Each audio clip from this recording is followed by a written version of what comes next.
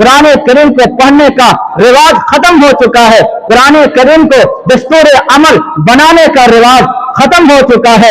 अफसोस तो ये है कि हमने कुरान करीम से मुंह मोड़ लिया है, हमने बेहतरीन किताब से अपने आप को नाआशना कर लिया है। कुरान करीम जैसी किताब को छोड़ करके कामयाबी नहीं मिल सकती है।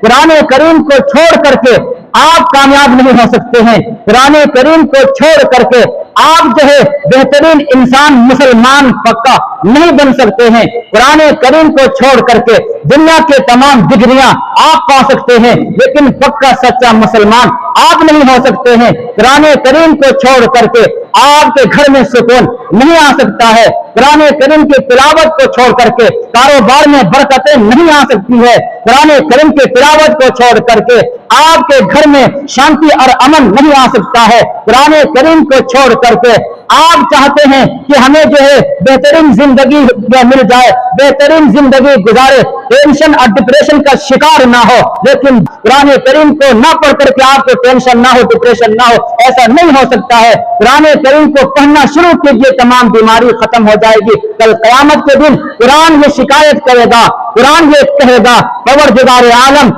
इन लोगों ने मुझे छोड़ दिया था। वो यक़ूलून हिज्रम महजूरा, ये वो लोग हैं, वो मुसलमान है जिन्होंने कुरान करीम को छोड़ दिया, मुझे छोड़ दिया था। कुरान के क़यामत के दिन शिकायत करेगा। सामने मोहतरम, क्या आप कुरान करीम का शिकायत का जवाब दे सकेंगे? क्या आप वहां जो ये बहाना पेश कर सकेंगे कि हम रात में देर से सोता था, मोबाइल चलाता था, 2 बजे रात में सोता था, फजर में उठ नहीं सकता था, मैं कुरान कब पढ़ता कि जब सुबह होती थी, कारोबार के लिए निकल जाता था, मुझे वक्त नहीं मिलता था।